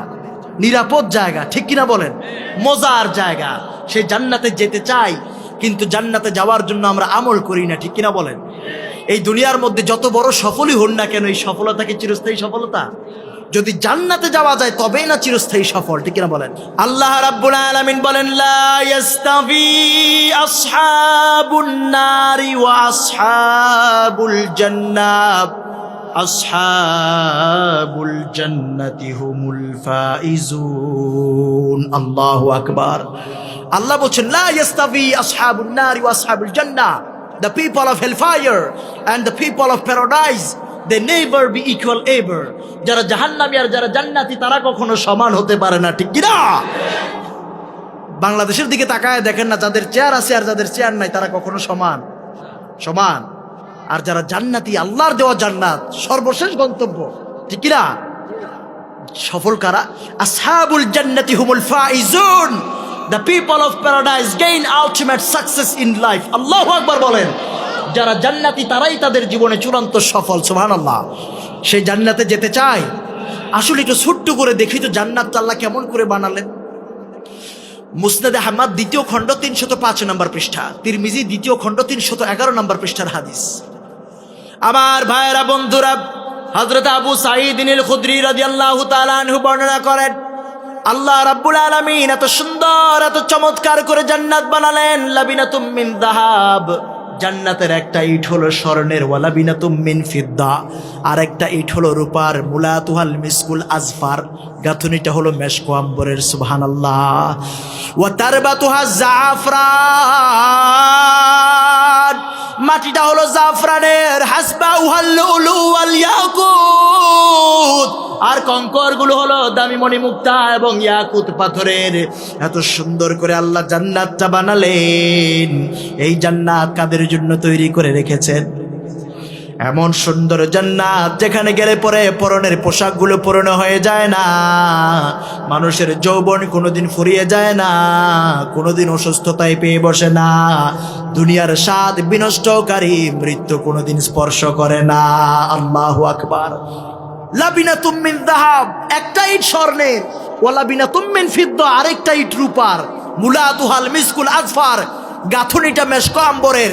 তারবাতুহা জাফরান, মাটিটা জাফরানের। হাসবাউহাল লুলু ওয়াল ইয়াকুত, আর কঙ্করগুলো দামি মণিমুক্তা এবং ইয়াকুত পাথরের। আল্লাহু আকবার বলেন। আমি আইফেল টাওয়ার দেখেছি, প্যারিস টাওয়ার, টুইন টাওয়ার আছে, ট্রাম্প টাওয়ার আছে, দুবাইয়ের বুকে মাথা উঁচু করে দাঁড়িয়ে আছে বুর্জ আল খলিফা। কিন্তু পৃথিবীতে এমন একটা ভবন, এমন একটা প্রাসাদ দেখবেন না যার একটাই স্বর্ণের, একটাই রূপার। আছে? আছে? গত কিছুদিন আগে আমি ইতালি সফর করলাম, সেখানে মিলানো সিটির পাশে বার্গামোতে অনেক উঁচুতে ছোট্ট একটা মূর্তি দেখলাম, স্বর্ণের তৈরি মূর্তি। কিসের তৈরি? মূর্তিটা স্বর্ণের, কিন্তু এমন কি আছে স্বর্ণ, রূপা, তারপর মেশকো আম্বর, ইয়াকুত পাথর দিয়ে গঠিত, জাফরান দিয়ে গঠিত, এমন কিছু আছে? এত সুন্দর জান্নাত আল্লাহ কাদের জন্য তৈরি করে রেখেছেন? আমাদের জন্য। এই জান্নাতের ভিতরে যারা ঢুকবে, লা ইয়াবগুনা আনহা হিওয়ালা, they will not desire from it any transfer. জাহান্নামীরা জাহান্নাম থেকে বেরোতে চাইবে, থাকতে চাইবে না, কিন্তু জান্নাতীরা জান্নাতে ঢোকার পরে একটা সেকেন্ডের জন্য বের হতে চাইবে না। আল্লাহু আকবার বলেন। আমার ভাইয়েরা, বন্ধুরা, এই পৃথিবীর সব থেকে দুঃখী একজন মানুষকে নিয়ে যাওয়া হবে, সব থেকে কষ্ট ক্লেশে কাটানো একজন মানুষকে আল্লাহ তাআলা ডাক দিবেন, আল্লাহ তাআলা জান্নাতে ঢুকাবেন। একটা সেকেন্ডের ভিতরে জান্নাত থেকে বের করে নিয়ে আসবেন। আল্লাহ তাআলা ডাক দিবেন, ইয়া ইবনা আদম হাল রাআইতা বুসান কত, ও son of Adam, have you ever had any troubles, any problems in your life? ও বনি আদম, ও আদম সন্তান, তোমার জীবনে কি কোনো দুঃখ, কষ্ট, যন্ত্রণা তুমি উপভোগ করেছো? বান্দা চিৎকার দিয়ে বলবে, ইয়া রব, লা ওয়াল্লাহিল আযীম, আল্লাহ তোমার জাতের কসম করে বলি কোনো দুঃখ, কষ্ট, যন্ত্রণা আমাকে জীবনে কোনোদিন স্পর্শ করে নাই। আল্লাহু আকবার বলেন। অথচ এই মানুষটা ছিল দুঃখী, ঠিক না? এই দুঃখী মানুষটা জান্নাতের একটি পরশ পাওয়ার পরে মুহূর্তের মধ্যেই তার সারা জীবনের দুঃখগুলো ভুলাই দিলেন। যিনি, তিনি কে? একটু চিৎকার দিয়ে বলেন না আল্লাহু আকবার। আপনারা কি ঘুমাই পড়ছেন? ঘুমাই পড়ছেন? একটা তাকবীর হবে ইনশাআল্লাহ। নারায়ে তাকবীর, নারায়ে তাকবীর। তাকবীর, নাস্তিকতা নিপাত যাক, দিন ইসলাম জিন্দাবাদ, নাস্তিকতা নিপাত যাক, সবাই নাস্তিকতা নিপাত যাক, দিন ইসলাম জিন্দাবাদ, কোটি প্রাণে একই আওয়াজ, খোদাদ্রোহী ছাড় পাবে না, এই বাংলায় ঠাই হবে না, মুসলমানরা জেগেছে আজ। ঠিক না? মুসলমান জাগার দরকার আছে না নাই? এই দেশের স্বাধীনতার পিছনে সবচেয়ে বড় অবদান ইসলামের, ঠিক কিনা বলেন? আপনি মানেন আর না মানেন, আপনি কচুরি পানার মতো ভেসে যাবেন, ইসলামের কিচ্ছু আসে যায় না।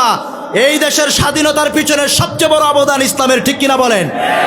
এই দেশ বিভক্ত হয়েছে 47-এ টু নেশন থিওরির ভিত্তিতে, দ্বিজাতি তত্ত্বের ভিত্তিতে। যেই ভূখণ্ডে মুসলমান বেশি সেটা পাকিস্তান, যেই ভূখণ্ডে হিন্দু বেশি সেটা হিন্দুস্তান, ঠিক না? পাক হানাদারদের শোষণ নিপীড়নের বিরুদ্ধে গিয়া 1971 সালে বাংলার দামাল ছেলেরা বুকের তাজা রক্তের নজরানা পেশ করার মাধ্যমে বাংলার স্বাধীনতার লাল সবুজের পতাকাকে উড্ডীন করেছে, ঠিক কিনা বলেন? তার মানে বোঝা যায় ইসলামকে মাইনাস করে ইসলামের সাথে এই দেশের মুসলমানের কলিজার সম্পর্ক, ঠিক কিনা বলেন? শুধু তাই না, 2024 সালে ফ্যাসিস্ট বিরোধী আন্দোলনের দিকে যদি তাকান, এটা এমনি এমনি হয় নাই।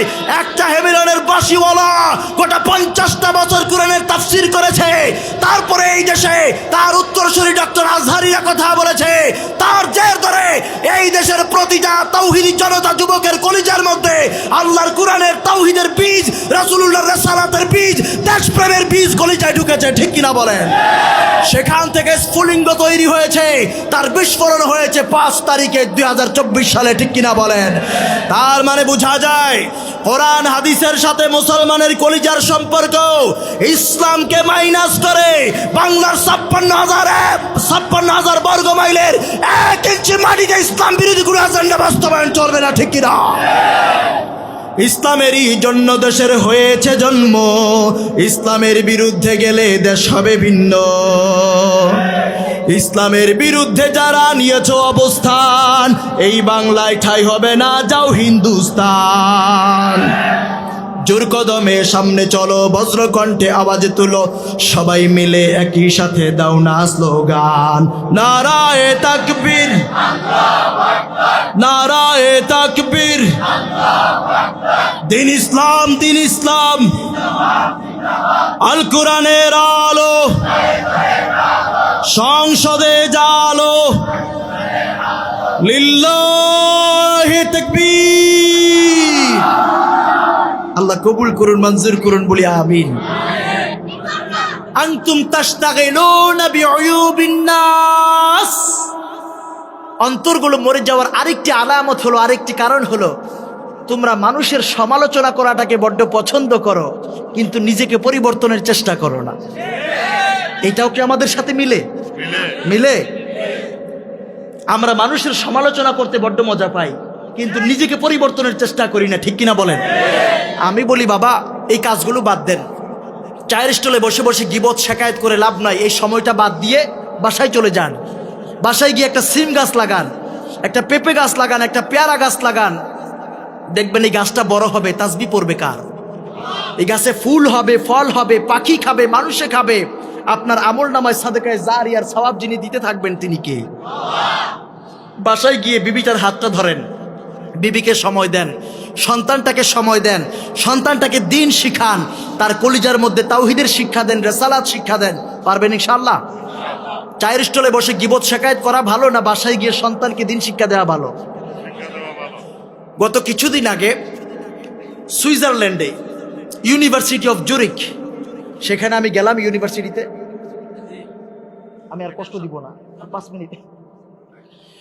ইউনিভার্সিটি অফ জুরিকে, সুইজারল্যান্ডে, সেখানে গেলাম। যাওয়ার পরে আমি দেখলাম তার পাশেই আমি আমার লাঞ্চ অর্থাৎ দুপুরের খাবার খাওয়ার জন্য একটা রেস্টুরেন্টে বসলাম। আপনাদের মনোযোগ আছে? তো সেখানে বসার পর আমি দেখলাম আমার পাশের টেবিলটাতে একটা মহিলা বসা, সাথে ছোট্ট একটা বাচ্চা, এত বড় একটা বাচ্চা নিয়ে বসে আছে। তো মা মহিলাটা খাবার খায় আর ছোট্ট একটা স্পুন দিয়ে, একটা চামচ দিয়ে বাচ্চাটার মুখে খাবার তুলে দেয়। তো একবার 1 চামচ খাবার তার মুখে দেয়, পরবর্তী চামচটা দেওয়ার আগে তখন সে তাকে বলতেছে, সে থ্যাংক ইউ, বলো ধন্যবাদ। কি বলতেছে? বলো ধন্যবাদ। এই কথাটা আপনাকে কেন বললাম? সুইজারল্যান্ডের সেই মহিলাটা সেই ইংরেজ মহিলাটা, ইউরোপিয়ান মহিলাটা, সে তার সন্তানের কলিজার মধ্যে তার কালচার, তার আদর্শ, তার সংস্কৃতির বীজ বপন করতেছে, ঠিক না? থ্যাংক ইউ বলা, কোনো কিছুর জন্য গ্রেটফুল হওয়া, অর্থাৎ তাকে কেমন করে কৃতজ্ঞতা বোধ প্রকাশ করতে হয় সেটা শিক্ষা দিচ্ছে। কথা বুঝতেছেন? সে তার আদর্শ, সে তার কালচার, সে তার সংস্কৃতি শিক্ষা দিচ্ছে। আমার আপনার সন্তানের জন্য আমার আপনার কাছে আদর্শ আছে না নাই? আমার একটা সংস্কৃতি আছে না নাই? আমার একটা কালচার আছে না নাই? আমার আদর্শ, আমার সংস্কৃতি, আমার নেতা হলেন বিশ্ব নবী মুস্তাফা। আমার রসুলের জীবনীতে আদর্শ আছে। ঘুম থেকে উঠা থেকে শুরু করে ঘুমাতে যাওয়া পর্যন্ত যা কিছু দরকার, আপনার আমার জীবনে সব কিছুর জন্য রোল মডেল আমার রসুল, ঠিক না? সন্তানকে খাবার খাওয়ার শুরুতে বিসমিল্লাহ বলা শিখায় দেন। সন্তানকে নিয়ে খাবার খেতে বসেছেন, আপনি জোরে করে বিসমিল্লাহ বলেন, শোনায়া বলেন, একবার দুইবার তিনবার, বাচ্চাটা পরের বার শিখে যাবে, ঠিক না বলেন? অজু কিভাবে করতে হয়, নামাজ কেমনে পড়তে হয়, সালাম কিভাবে দিতে হয়, তারপর খাবার খাওয়ার শেষে আলহামদুলিল্লাহ পড়তে হয়, প্রতিবেশীকে কেমন করে সম্মান করতে হয়, তার সাথে কেমন করে আচরণ হয়, বড়দেরকে কেমন করে সম্মান শ্রদ্ধা করা, ছোটদেরকে কেমনে স্নেহ করতে হয়, এই বিষয়গুলো আপনি তার শিখান, আপনি তার কলিজার মধ্যে ঢেলে দেন। এই বাচ্চাটা বড় হয়ে কোনোদিন ইমরান সরকারের মতো বেয়াদব হতে পারে না, ঠিক না? আর এগুলো যদি না শিখান, এই কাজগুলো না শিখালে পরে এই সন্তান কালা জাহাঙ্গীর হবে, ডাক্তার মুরাদ হবে, মেয়ে হলে পরে তাসলিমা নাসরিনের মতো বেয়াদব হবে, ঠিক কিনা বলেন? আমাদের সন্তানদের কলিজার মধ্যে এই তাওহীদের বীজ শিক্ষা দিব। চায়ের স্টলে বসে গল্প গুজব না, বাসায় গিয়ে বিবিটারে সময় দিবেন, পারবেন? বউটার হাতটা ধরবেন, আর বলবেন, বিবি আমি তোমারে বড্ড ভালোবাসি, পারবেন না? বহু মানুষ আছে বছরের পর বছর হয়ে গেছে, বিয়ে করেছে, একটা বারের জন্য বউটাকে আই লাভ ইউ বলতে পারে না, শরম পায়, ঠিক কিনা? বউয়ের প্রশংসা করে না, বিবির প্রশংসা করলে সওয়াব। এই জাতি বিবির প্রশংসা বাদ দিয়া ভাবির প্রশংসা করে, ঠিক কিনা বলেন? বিবির প্রশংসা করলে সওয়াব, ভাবির প্রশংসা করলে গুনাহ আছে না নাই? বউয়ের প্রশংসা করে না কেউ। মুরব্বি আরেকটু আসবে না? বউয়ের প্রশংসা করে না, ভাবির প্রশংসা করে, কয় ভাবি আপনার গালের মধ্যে যে তিলটা আছে আল্লাহ নিজ হাতে বানাইছে, আপনি হাসিটা দিলে আকাশের সূর্যটা কাইতে যায়, আছে না নাই? আর ভাবিও এমন ফোলা ফুলে কয়, আসলেই তো আমাদের আব্দুল্লাহর বাবাই তো কোনোদিন কইল না। তখন নেটওয়ার্ক শুরু হয়ে যায়, উল্টা পাল্টা পরকিয়া শুরু হয়, ঠিক না? এই কাজগুলো করা যাবে না। বউয়ের প্রশংসা করবেন, বাসায় কাজ থেকে ফেরার পথে একটা চকলেট নিয়ে যাবেন, রাত্রে বেলায় বউর হাতে দিবেন, বউর মুখে তুলে দিবেন, বউ খুশি হয়ে যাবে, ঘরটারে জান্নাত বানাই দিবে যিনি তিনি কে? আবার আমার মায়েদের উদ্দেশ্যেও বলি, আমার মায়েরা কি আছে নাকি? ওনাদের প্যান্ডেল আছে, আগামীতে ওনাদের জন্য শোনার ব্যবস্থা রাখবেন। আওয়াজ আশেপাশে তো বাড়ি ঘর আছে না? আমার মা, ওনাদের উদ্দেশ্যে 2 মিনিট কথা বলি, হ্যাঁ, বিদায় রাখ মুহূর্তে। আমার মা, আমার বোন, আল্লাহ তাআলা আপনাকে শুধুমাত্র স্টার জলসা, স্টার প্লাস, জি বাংলা, কালার বাংলা, হিন্দি সিরিয়াল দেখার জন্য পাঠায় নাই, ঠিক না?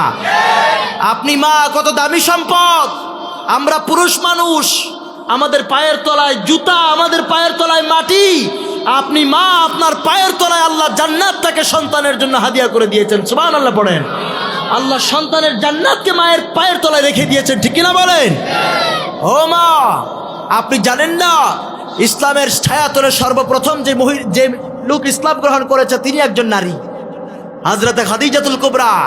আবার ইসলামের জন্য সর্বপ্রথম যার রক্তই জমিনে পড়েছে, যার রক্তে জমিন রঞ্জিত হয়েছে, তিনিও কোনো পুরুষ নয় বরং একজন নারী, হযরতে সুমাইয়া রাদিয়াল্লাহু তাআলা আনহা, ঠিক না? কত সম্মান, কত মর্যাদা আল্লাহ আপনাকে দিয়েছেন। অতএব আল্লাহ রাসূল বলেছেন মাত্র 4টা কাজ যে মহিলা করবে। কয়টা কাজ?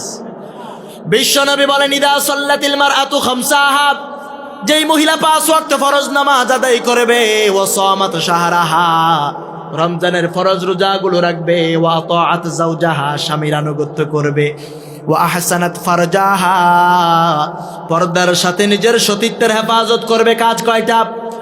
5 ওয়াক্ত ফরজ নামাজ আদায় করবে, রমজানের রোজাগুলো রাখবে, স্বামীর আনুগত্য করবে, পর্দার সাথে নিজের সতীত্বের হেফাজত করবে। এই 4টা কাজ যেই মহিলা করবে, আল্লাহর জান্নাতের 8টি দরজা খুলে দেয়া হয়। আল্লাহর বান্দি যে দরজা দিয়ে ইচ্ছে হেঁটে হেঁটে আল্লাহর জান্নাতে প্রবেশ করবে, সুবহানাল্লাহ। মাত্র 4টা কাজ।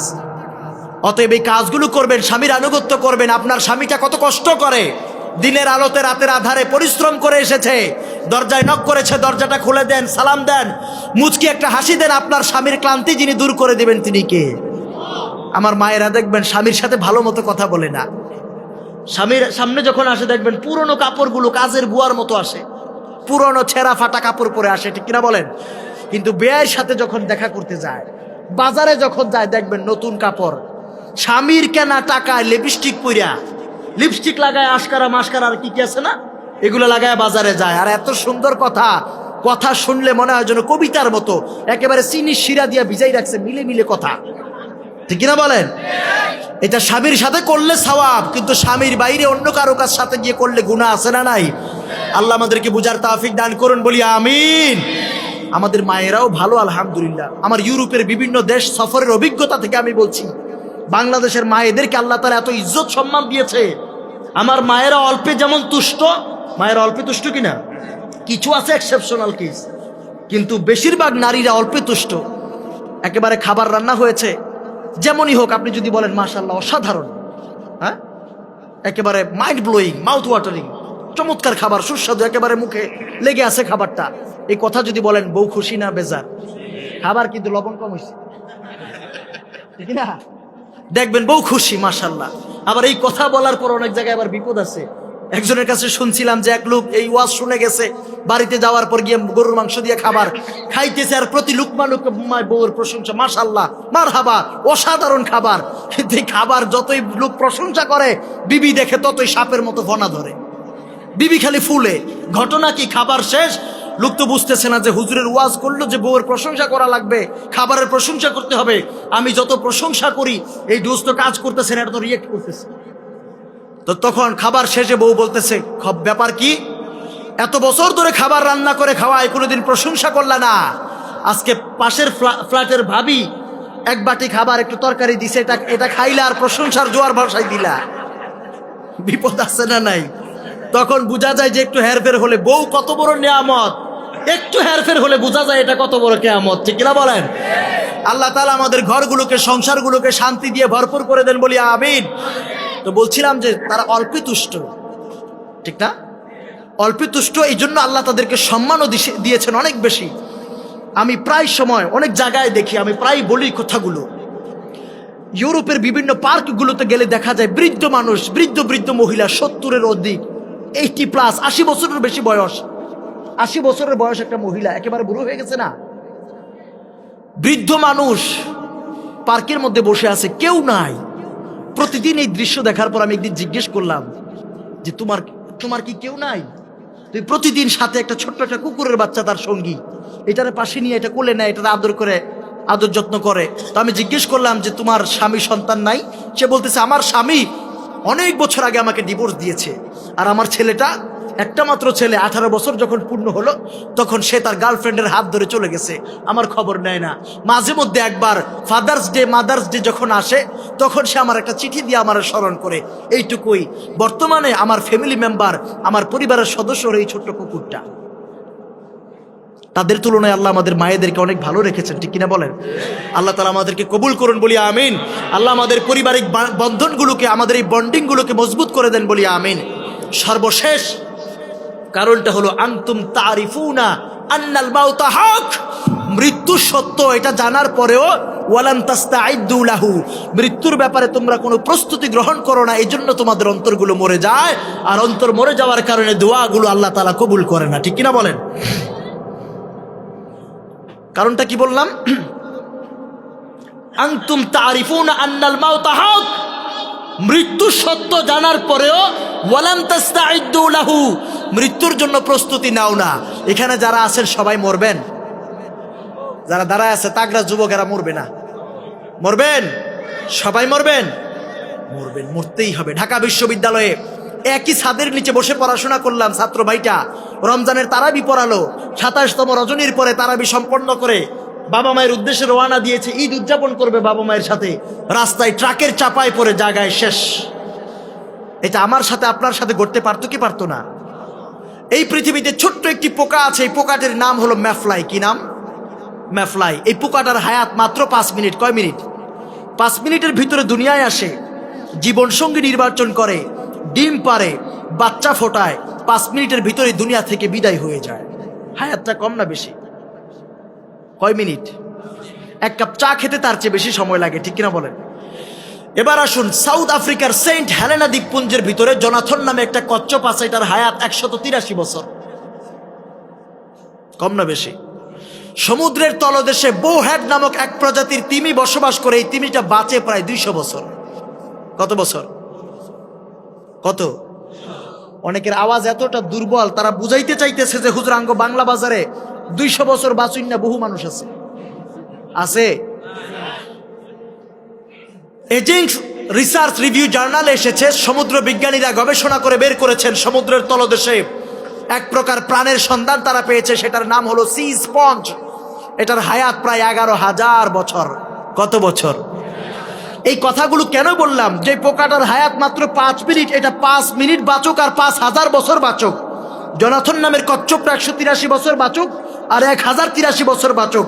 বুহেড নামক তিমিগুলো 200 বছর বাঁচুক আর 2000 বছর বাঁচুক। সি স্পঞ্জ নামক প্রাণগুলো 11,000 বছর বাঁচুক আর 11 কোটি বছর বাঁচুক। আমার আল্লাহর ডিক্লারেশন হলো, কোরআনুল কারীমের ঘোষণা হলো, কুল্লু নাফসিন যায়িকাতুল মাউত, every soul shall have a taste of death. প্রতিটা প্রাণীকে মৃত্যুর স্বাদ আস্বাদন করা লাগবে, বাঁচা যাবে। লা ইস্তাখিরুনা সাআতাও ওয়া লা ইস্তাকদিমুন, the death will come on time, it will never late. মৃত্যু আসবে যথাসময়ে, 1 সেকেন্ড আগেও আসবে না, দেরিও করবে না। জাস্ট টাইম এসে আপনার রক্ত মাংসের দেহটাকে ছুঁড়ে ফেলে দিয়া রুহু নামক পাখিটাকে ছিনিয়ে নিয়ে যাবে, ঠিক কিনা বলেন? নিজেকে পরিবর্তন করার দরকার আছে না নাই? পরিবর্তনের দরকার আছে না নাই? আল্লাহ তাআলা আমাদেরকে বুঝার তৌফিক দান করুন, বলি আমিন। আমার ভাইয়েরা, বাংলাদেশ একটা ক্লান্তির, একটা চরম ক্রান্তিময় পরিস্থিতি পাড়ি দিয়ে এসেছে, ঠিক কিনা? এখন আমরা একসাথে যেইভাবে ভাই ভাই হয়ে কাঁধে কাঁধ মিলিয়ে আছি, এখানে যেমনি বসে আছে কোরআনের ময়দানে, রাজপথ এইভাবে থাকার দরকার আছে না নাই? কারণ দল মত নির্বিশেষে দেশটা আমাদের। দেশটা কার? দেশটা ভারতকে দিয়ে দিতে পারি না, দেশটা সিকিম না, ঠিক কিনা বলেন? এই দেশের তাওহীদি জনতা, এই দেশের যুবকেরা পেন্টাগনের ইশারায় চলে না, ঠিক কিনা বলেন? রাশিয়ার মস্কোর ইশারায় চলে না, ঠিক কিনা? ইসরায়েলের তেল আবিবের ইশারায় চলে না, জাতিসংঘের ইশারায় চলে না। আমরা চলবো মদিনাওয়ালার ইশারায়, কোরআনের ইশারায়, ঠিক কিনা বলেন?